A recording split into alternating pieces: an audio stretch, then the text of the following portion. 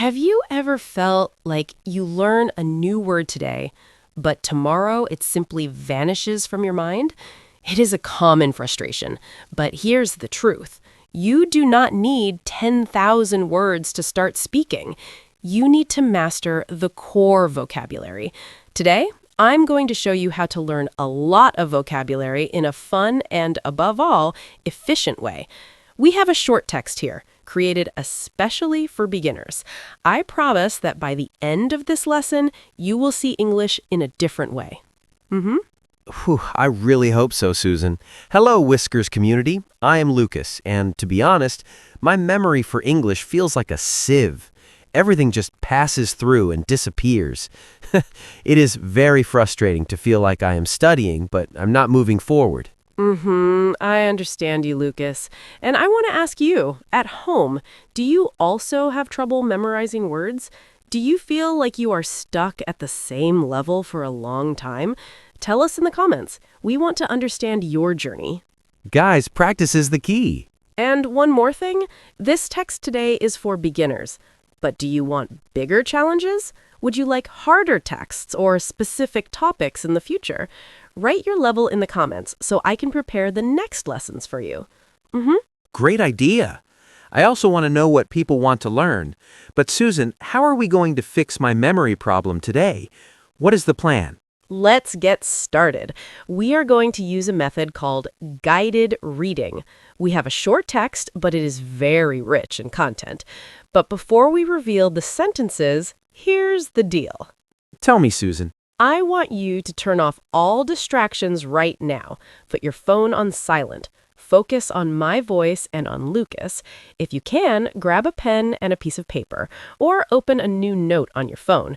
We are entering learning mode. Ha, I already have my notebook ready. I'm taking this seriously. Whew, but I confess I'm a bit nervous about reading. What if I make mistakes with the pronunciation of the words? Think about it, Lucas. Mistakes are just footprints on the path to fluency. In this video, I will read the sentences first, and then you will try. I'll explain the meanings, the grammar, and the pronunciation tips in every line. Perfect. So I'm not just going to memorize words, I'll understand how they connect with each other, like a puzzle. You nailed it, Lucas. A puzzle called The Mysterious Key. Are you ready to see the first lines? More than ready. Let's do this. Before we analyze every detail, I'm going to read the complete text so you can feel the rhythm of the story. Just listen now, folks. Relax and try to catch the general idea. Reading the text, Susan. I was walking in the garden when I came across a mysterious key. It was hidden under a pile of old leaves. I got it and cleaned it very carefully. I had no idea what it opened, but it looked very old. Continues. I looked for a lock between the rocks, but I found nothing. Suddenly, I noticed a tiny wooden door against the wall. I was a bit nervous, but I decided to try the key. To my surprise, the door opened slowly. Whew, Susan, when you read it, it sounds so easy and fluid. But when I look at these words, my brain starts trying to translate everything at the same time. That is normal, Lucas. But today, we are going to break that habit. Let's go line by line. You start, Lucas. Try to read the first sentence for us. Okay, here I go. I was walking in the garden when I came across a mysterious key. I think I pronounced that word walking a bit strange, right? It sounded like walking to me. You fell into the trap of the ghost L, Lucas. Here's the tip. In words like walking or talking, the letter L is totally silent. You should only say walking. Try it again. Folks at home too. Walking. Walking. Wow, without the L, it feels much lighter to say. I was walking. Now, Susan, what is this came across? I know the word come, but came across confused me. This is the most important part. Came across is a phrasal verb. It means to find something by accident when you are not looking for it. It is much more natural than just saying, I found. I get it. So I wasn't looking for the key, I just bumped into it in the garden. That is so cool. What about sentence number 2? It was hidden under a pile of old leaves. Perfect, Lucas. Your pronunciation was great. Think about it. The word under is your golden preposition here. It means at a lower level than something else. And leaves is the plural of leaf. Many people find this pronunciation difficult. That is true. I almost said leavis. But it is a long I sound, right? Leaves. Susan, if people are enjoying this detailed explanation, I think they should leave a like, don't you think? Definitely, Lucas. If this detail about the silent L or the explanation of came across helped you feel more confident, leave your like. This helps us know that this detailed lesson format is what you need.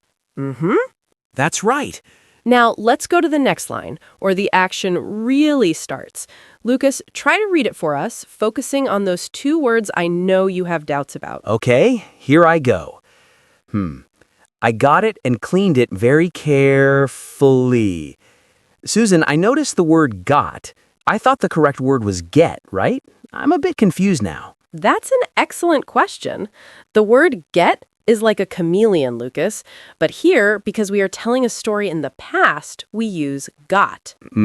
By the way, I have a full video on this channel about the many uses of the word get.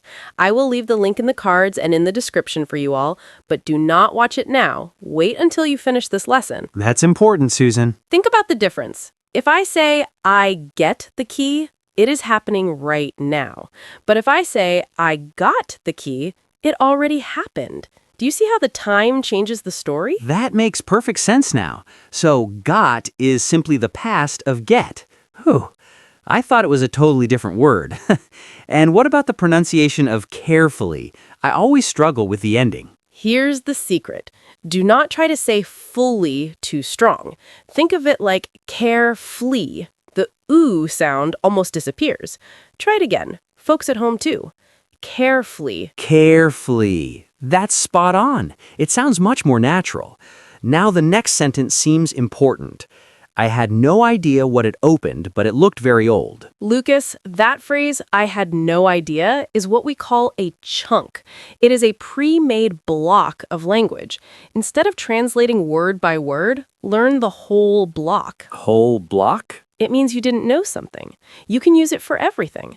I had no idea about the meeting, or I had no idea you were here. It is a powerful tool to sound like a native. I had no idea. I love that one. It sounds much better than just saying I didn't know, right? It feels like I have more vocabulary. You nailed it. And if you want more tools like this, you need to be part of our community. Lucas, what should the folks do? Folks, if you want to unlock your English with these keys Susan is giving us, subscribe to the Whiskers English channel. We always share these details that traditional textbooks forget to tell you. That's right. When you subscribe, you ensure you won't miss these lessons that really accelerate your learning. Now, Lucas, are you ready to see where this key takes us? In the text, there is a preposition that a lot of people get wrong. Okay, let's go, Susan. Now, let's conclude our journey, folks. Lucas, the next sentences bring the climax of our short story. Can you read line number 5? Definitely. I looked for a lock between the rocks, but I found nothing. Susan, this looked for is another one of those 2-word verbs, right? You've got the idea. Look for is the phrasal verb for searching for something. And notice the preposition between. We use between when something is in the middle of 2 things, like the rocks in the garden. I get it.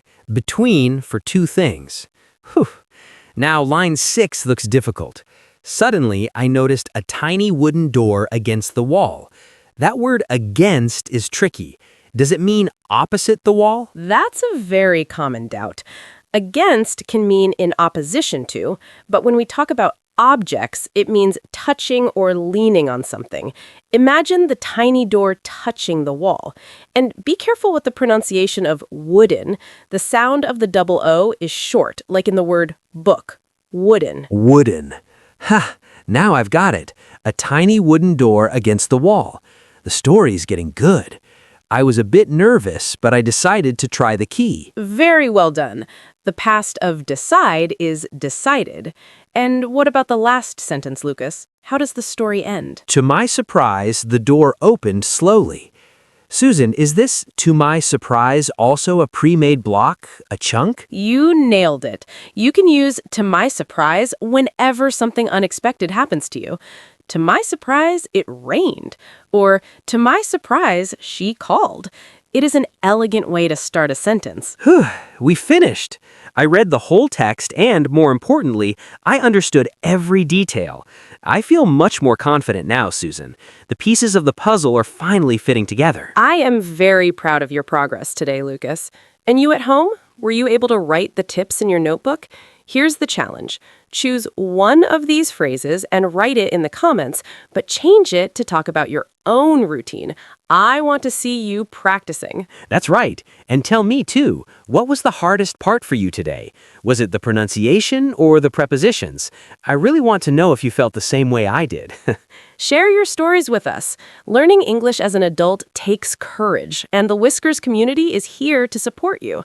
I made a full video that can help you improve your English even more, which is appearing on your screen right now. Watch, guys. Just click and watch. I will leave the link in the cards and in the description for you all. Do not stop now. Consistency is the secret. Definitely. I'm going to watch that next video too so I don't lose the rhythm. Folks, tell us about your challenges in the comments and we will see you soon. See you soon. Whew, what an incredible lesson. See you in the next one. Bye-bye.